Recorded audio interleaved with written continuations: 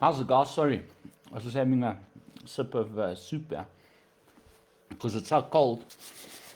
But I'm so grateful that I can have soup, you know. And there were times in my addiction when there just simply wasn't a way. There wasn't a way, and I got tired of living like that. I got tired of living like that. My mother always used to say to me, "You live from hand to mouth."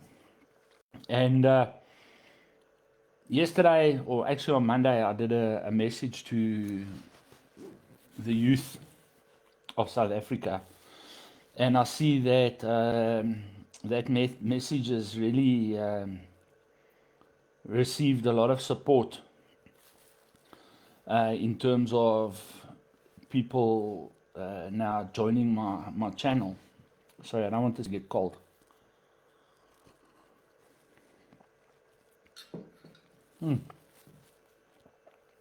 But this morning on my way to work, I saw a group of youths, 3 different groups, just walking around aimlessly again. And I started thinking to myself, why is that? Why are we sitting in this situation? And I look at it from maybe a different perspective to many others because, I come from that position where I was one of those youths. I see I'm talking to no one, no current viewers. But anyway, you guys will watch it later. So you have to make a decision. You have to make a decision as to where you're going to be 5 or 6 years from now. Now, this morning, I was speaking to a bunch of guys in recovery, and I was saying this to them. I was saying, success, how's it, Luan? Success as well as failure are a choice. It's a choice. I know, and I've met many, many people who started life in poverty and under extremely challenging circumstances, who have risen above that, who have made a decision in their lives to get the things they want and to achieve the things they want to achieve. And it's different from person to person, how they measure success. But you can continue, and this is a message to the youth, you know what I mean? You can continue in this mindset that the whole world is against you and there's no opportunities and all of this type of stuff, I'm reading more and more, even in America now, they're sitting with a big problem in America that they've got thousands upon thousands upon thousands of graduates from universities that can't find work. Well, it all depends what you studied at university. People are studying the most ridiculous subjects just so that they can have a university degree because they think that it's just the university degree that's now going to guarantee them some kind of success in life. And it's really not. Because if you're not studying something that is applicable or viable, it's pointless. It's like me, right? I recently finished a degree in theology. You know what I mean? It is of no benefit to me in terms of something that is going to allow me to further myself in any other field other than the church, where a theological degree is a prerequisite for being some kind of leadership in a church organization. But if I wanted to really make lots of money and be successful, then I would have had to find something that is more viable, probably technology based or something to do with some kind of technical skill, or a chartered accountant or something like that I can use the knowledge that I got to build a life in that particular career.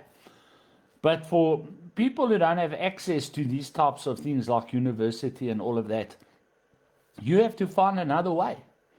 You have to find another way to achieve what you need to achieve. But you certainly are not going to achieve what you want to achieve walking around doing nothing. You know, sitting in groups of guys smoking weed and drinking Zamalek and wasting your days pretending to each other how fantastic you are. Unless you absolutely 100% focus yourself on knuckling down to get where you want to get, you're not going to get there. So now I'm going to show my guys a video on what China has achieved and is achieving. So the video is by a guy called Spanian who travels the world, and he went to Shenzhen in China. Now, this is what I want to really hammer on you. 40 years ago, this is after China has been decimated by war after war. China went through the communist revolution with Mao.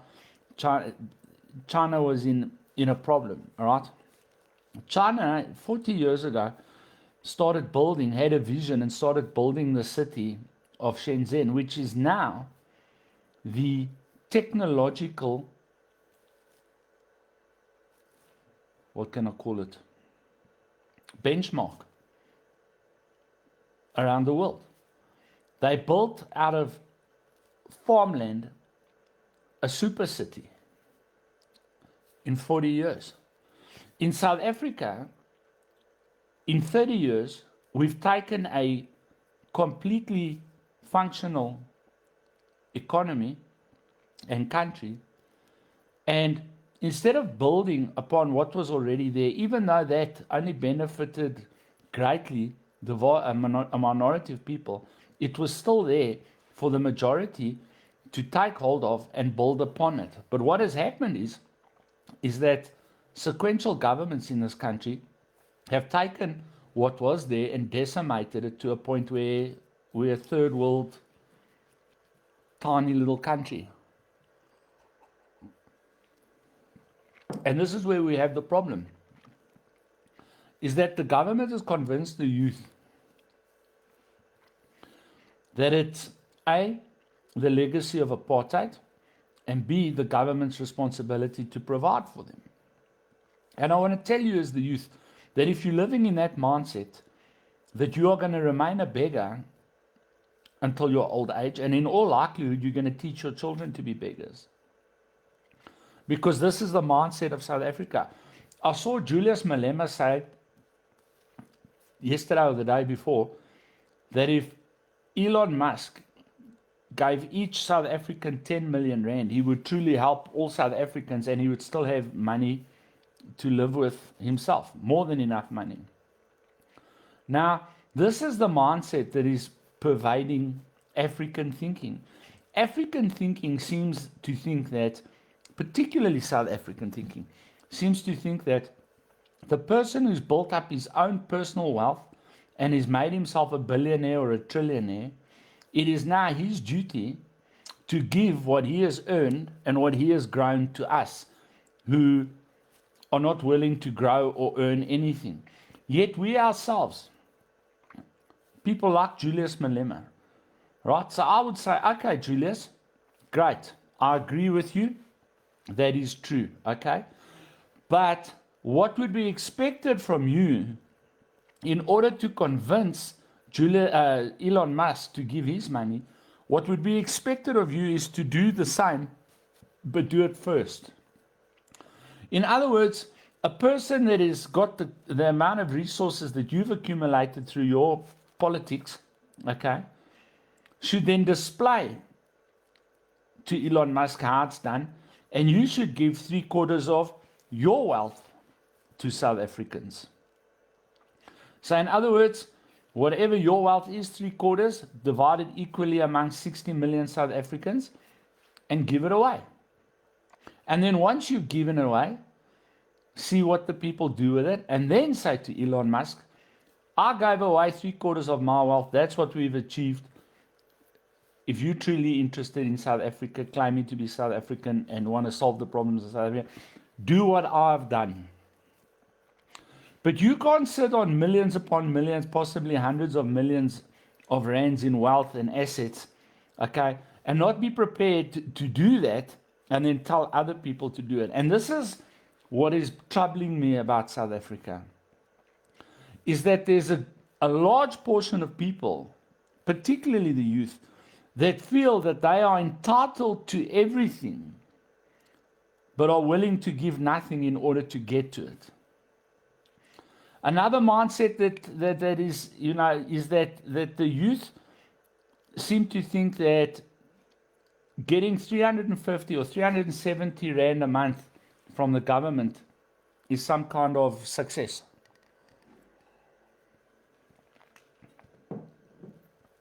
And believe that that is all that's going to be required of them to get somewhere. We have to start re-educating our people. And I want to tell the youth, I want to tell you this, all right? A 30% pass in matric is going to get you nowhere. A 50% pass in university is going to get you nowhere. Because in order to achieve, you need to start achieving already at school. People like me, I only started achieving late in life because I also was trapped in that mindset that everything that was wrong in my life was as a result of other people and circumstances. Not understanding that the second that I applied myself to my own growth and my own welfare, my life would start improving, and it has started improving. So for me, the first place I needed to stop in order to start getting towards a place of success was to stop doing drugs. Another thing I needed to stop was to stop drinking and to stop smoking cigarettes. People are constantly complaining that they're suffering and they don't have money, but wherever I go, people are walking around with quarts of alcohol in their hand, people are smoking cigarettes, people are smoking weed, people are spending money on these fruitless exercises that if they just saved that money, if you stopped smoking, if you stopped drinking beer, if you stopped smoking weed, you would automatically already have more money than what you're complaining you don't have. So I don't understand how people can complain they don't have money, but they have money for all these things. Another thing is I walk around in this country and I see the obesity issue in this country. Thousands upon thousands upon thousands of people are either obese or morbidly obese or even super morbidly obese, but complain that they're suffering from starvation. You can't make that claim when you are so grossly overweight. If you were to enter yourself into a diet that allows you to save money on these amounts of food that are required to get you to that size, you would also have more money. You can continue living a lifestyle of blame, but you'll still be in the same position you're in tomorrow that you are today. Still blaming whatever circumstance you believe has put you in that position. Or you can change your mindset and decide to stop blaming and start focusing on what you can do in order to get to the next step. You must remember that 17 years ago, I went into rehab for the last time, not only with nothing, okay, in massive amounts of debt because I was spending money that I didn't have, which I then had to repay when I started earning a living. And it's 17 years down the line, and I'm not where I want to be or where I thought I'd be, but I'm no more where I used to be. Why? Because I decided to take responsibility for my own life. And when an opportunity presented itself, in other words, people started coming to my house seeking some kind of help for their addiction problem, I realized that there was an opportunity to be exploited here. And so I started developing my talents within this industry, because having come from addiction myself, I understand what it's going to take to get out of it. And as I was teaching other people how to get out of it, so my life improved, and so I had more points that I could add to the treatment philosophy that I employ in order to get people out of their addiction. Where now, 17 years later, I'm not the most successful person in the country, but I'm far more successful than the addict on the street who still suffers. And I can take him down the road to get to a bare minimum where I am right now. And by being able to do that and being able to articulate that to people, I've grown a life for myself, and I've grown a big ministry. And I'm able to do a lot of the things that I would never have been able to do as an addict. But the point is that I saw the opportunity, I exploited the opportunity, and I still go to work every single day of my life in order to continue exploiting the opportunity that addiction treatment has given me in my personal space, while at the same time being able to help thousands upon other people get out of the same situation by exploiting opportunities that come their way. The problem is that you're in a mindset where you're so trapped in the blame game, you don't even see the opportunity. You're already starting from a negative perspective. You have to start looking at life from a different perspective. You know, if you're really battling for work and you're prepared to work for nothing, a plate of food, if you're willing to work for a plate of food, don't worry about what the unions tell you and the politicians tell you, that this is what you must get paid and this is what it has to be and all of that.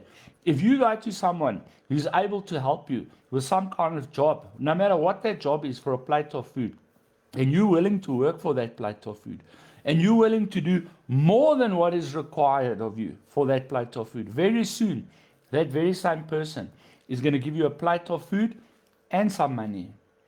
And if you still work hard, then you will find yourself being permanently employed, and that person will then assist you to become better at what you're doing within that entity where you are working. And so you will climb. And while you're climbing, the point is not to spend the money now on your pleasures, but to put the money in the bank so that you can use that money to educate yourself within the industry that you are currently employed, and become better at your job. And as you become better at your job, so you will get more money. And you save that money, and ultimately, not too long after that, you will then be able to go and establish your own business in actual competition to the business where you learned your skills. Or the person that you're working for will assist you to open a department or a franchise of that business, and so you will grow. But it all started with the humility of being willing to do more than what is expected for your basic nutritional needs for the day. Or you can turn down the job for a plate of food, and now you've got no job and no plate of food. And then you have to be dependent upon people around you. And that is the worst place in life you can ever be. Ever, believe me. I've been dependent on people for the first half of my life. Dependent upon the state. Dependent upon friends and family. Dependent upon ministries. Dependent upon... It's the worst place in life to be. Is dependent on people. And the only way to stop being dependent upon people, including the government, if you are dependent upon your grant every month to stay alive, the government has got you by the you know what. They dictate. Whoever you're dependent upon dictates to you. Even if you go work for someone. When you are working for someone, you have to Do the job they tell you to do because you are dependent upon that salary. But at a bare minimum, once you receive your salary, you're not dependent upon other people. You've worked for that money, you've earned that money, you can do with that money as you please. And that's a great place to be. And that's where self-esteem comes from. But running around begging for food or stealing or whatever the case may be creates a mindset. It creates a mindset of failure. And you can be successful today. You know? I said to my guys this morning, yeah, around us where I live, there's plenty open space. And plenty people here rent that open space from the owners of the land for next to nothing. And they grow the most amazing and beautiful produce, which they then sell to the local supermarkets and shops. And they make a living. They even sell it on the street, the stuff that they grow. And they make a very good living from it. And I've seen a couple of people go from renting these places to buying their own piece of land, to doing their own farming. They decided that they were going to do something better. They decided they were going to, or they could have just sat back and said, I've got nothing, I can do nothing, I can get nowhere. And that's exactly where they'd be. Nowhere, nothing, and getting nowhere. You must decide today. Your future, whether success or poverty, is in your own hands.